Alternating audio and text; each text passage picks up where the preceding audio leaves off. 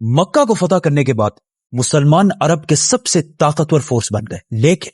عرب کے دو بڑے قبیلے بنو حوازین اور بنو ثقیف نے مسلمانوں کو پورے عرب پر حکمرانی سے روکنے کے لیے مسلمانوں سے جنگ کرنے کا اعلان کر دیا۔ یہ بنو ثقیف پتہ ہے کون سا قبیلہ ہے؟ یہ طائف کا وہی قبیلہ ہے جس نے کچھ سال پہلے جب رسول اللہ صلی اللہ علیہ وسلم انہیں اسلام کی دعوت دینے کے لیے گئے تو انہوں نے رسول اللہ صلی اللہ علیہ وسلم کو کمزور سمجھ کر ان کا بہت مذاق اڑایا اور اتنے پتھر مارے کہ رسول اللہ صلی اللہ علیہ وسلم کے جسم کو خون سے لال کر دیا، لیکن پھر بھی رسول اللہ صلی اللہ علیہ وسلم نے ان سب کو معاف کر دیا تھا۔ اور اس کے کچھ ہی سال بعد مکہ کو فتح کرنے کے بعد اب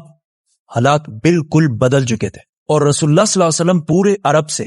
12,000 لوگوں کی فوج لے کر طائف کی طرف روانہ ہوئے۔ طائف کے لوگ اپنا شہر چھوڑ کر مسلمانوں سے لڑنے کے لیے حنین کی وادی میں جمع ہوئے۔ حنین مکہ اور طائف کے بیچ میں ایک علاقہ ہے جو دو بڑے پہاڑوں کے درمیان میں واقع ہے۔ طائف کے لیڈر نے اپنی ساری فوج حنین کے وادی میں جمع کر لی اور ان سب کو آرڈر دیا کہ ساری فوج اپنے بچوں اور عورتوں کو بھی ساتھ لے کر آئیں گے تاکہ اس کی فوج جنگ چھوڑ کر بھاگ نہ جائے اور فل دلیری اور ڈیڈیکیشن کے ساتھ لڑے۔ مکہ کو فتح کرنے کے صرف 14 دن بعد رسول اللہ صلی اللہ علیہ وسلم 12,000 لوگوں کی فوج لے کر حنین کی طرف روانہ ہوئے۔ یہ فوج بدر اور احد کی طرح صرف سٹرونگ اور مضبوط ایمان والے صحابہ کی نہیں تھی، بلکہ اس میں بہت سارے نئے صحابہ بھی تھے جو اس جنگ سے کچھ ہی عرصہ پہلے مسلمان ہوئے تھے، تو انہیں مسلمانوں کی سٹرگلز جو انہوں نے بدر، احد اور خندق میں کی تھی اتنا پتہ نہیں تھا۔ تو انہوں نے رسول اللہ صلی اللہ علیہ وسلم سے ایک عجیب ڈیمانڈ کی کہ ہمیں ایک ایسا درخت اور ایک ایسا پیڑ بنا کر دیں جو بہت بڑا ہو اور اس کے نیچے بہت شیڈ ہو،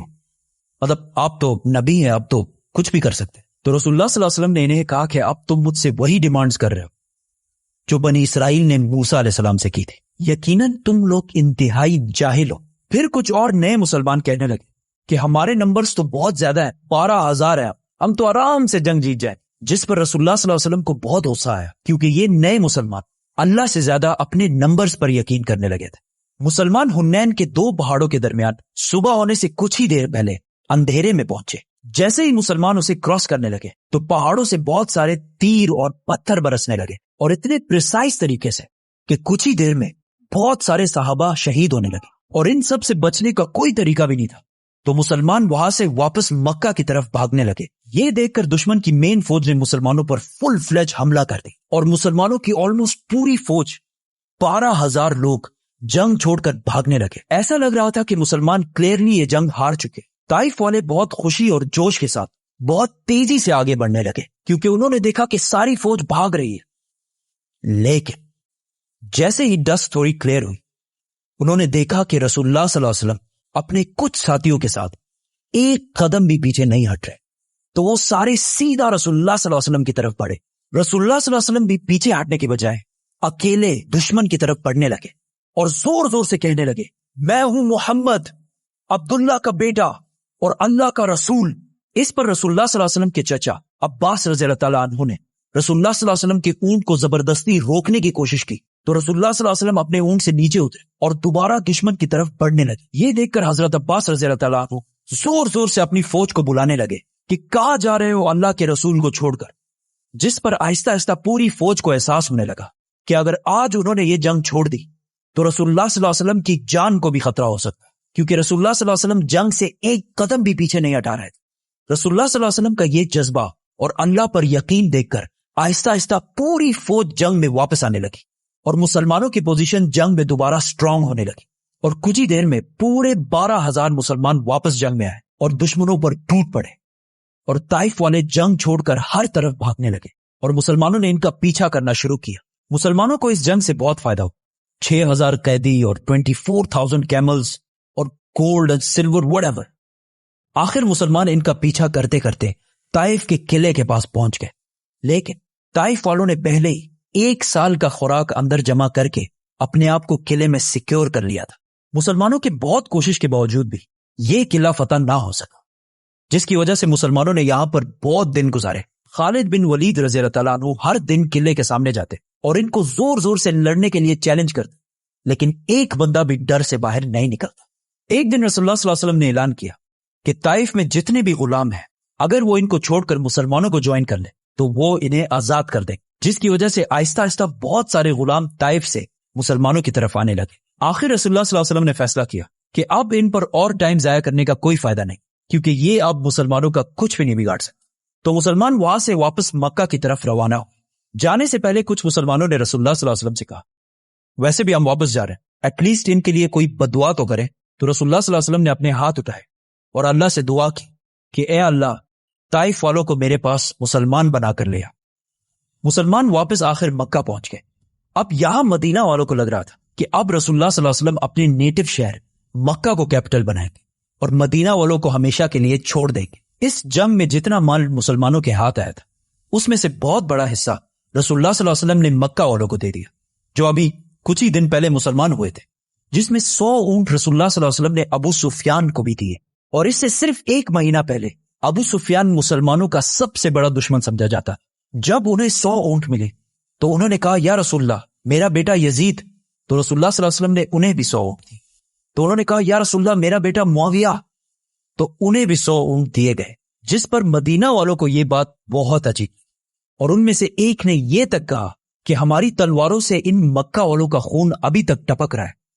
اور یہاں سارا مال انہی کو دیا جا رہا ہے۔ اور ایک اور شخص نے کہا کہ ہو سکتا ہے یہ رسول اللہ صلی اللہ علیہ وسلم کے اپنے ہیں، اسی لیے ان کو اتنا کچھ دیا جا رہا ہے۔ جب رسول اللہ صلی اللہ علیہ وسلم کو ان سب باتوں کا پتہ چلا تو انہوں نے مدینہ کے سارے انصار کو ایک جگہ جمع کیا اور انہیں کہا کہ کیا تم لوگ گمراہ نہیں تھے اور میری وجہ سے اللہ نے تم لوگوں کو سیدھے راستے پہ لگایا؟ کیا تم لوگ غریب نہیں تھے اور اللہ نے تمہیں بہت سارا مال دیا اور تم سارے تو آپس میں لڑتے رہتے تھے اور اللہ نے تمہیں یونائٹڈ اور ایک بنا دیا؟ انہوں نے کہا یہ سب بالکل سچ ہے۔ تو رسول اللہ صلی اللہ علیہ وسلم نے ان سب سے کہا کہ اب یہ ساری باتیں تم مجھے بھی کہو کہ جب آپ کے اپنے لوگوں نے آپ کو ریجیکٹ کیا تو ہم نے آپ کی مدد کی، جب آپ کو پورے عرب میں کوئی پناہ نہیں دے رہا تھا تو ہم نے آپ کو پناہ دی، اور جب آپ غریب اور کمزور تھے تو صرف ہم آپ کے ساتھ کھڑے تھے۔ پھر رسول اللہ صلی اللہ علیہ وسلم نے کہا کہ کیا یہ بہتر نہیں ہے کہ یہ لوگ اپنے ساتھ دنیا کا مال، اونٹ، بکریاں لے جائیں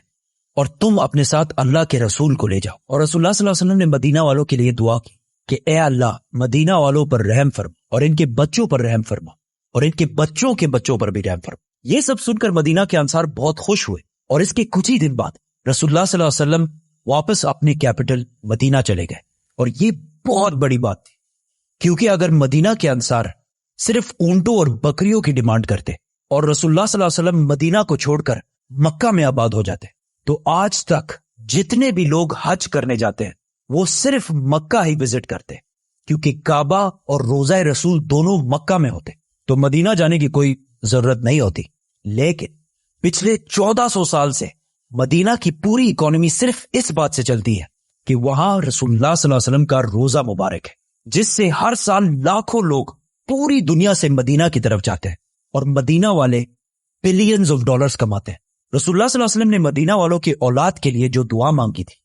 وہ اللہ نے اسی طرح پوری کی کہ مدینہ والے پچھلے 50 جنریشنز تک بالکل امن اور ایک سٹیبل اکانومی میں رہتے ہیں۔ اور ایک سٹیبل اکانومی کتنی ضروری ہوتی ہے یہ پاکستانیوں سے بہتر کسی کو پتہ نہیں ہو، اور مدینہ کی یہ سٹیبلٹی قیامت تک چلتی رہے گی۔ حنین کی جنگ رسول اللہ صلی اللہ علیہ وسلم کی عربیوں سے آخری جنگ تھی۔ عرب کی آپس میں جو سول وار بدر کے میدان سے شروع ہوئی تھی وہ حنین کی جنگ میں آخر کار ختم ہوئی، اور اس کے بعد پورے عرب میں امن اور پیس کا ٹائم شروع ہوا۔ لیکن اس بار عرب کے لیڈرز مسلمان تھے۔ طائف کے لوگوں نے دیکھا کہ جب سائڈ میں سارے قبیلے مسلمان ہو رہے ہیں تو وہ بھی خود ہی وداؤٹ اینی فائٹ رسول اللہ صلی اللہ علیہ وسلم کے پاس آ کر مسلمان ہو گئے۔ رسول اللہ صلی اللہ علیہ وسلم نے خود ایک بار کہا کہ طائف کا دن ان کی زندگی کا سب سے مشکل ترین دن تھا، لیکن رسول اللہ صلی اللہ علیہ وسلم طائف گئے کیوں تھے؟ یہ مسلمانوں کی تاریخ کی سب سے بڑے دن کی کہانی ہے، ہجرت۔ سبسکرائب۔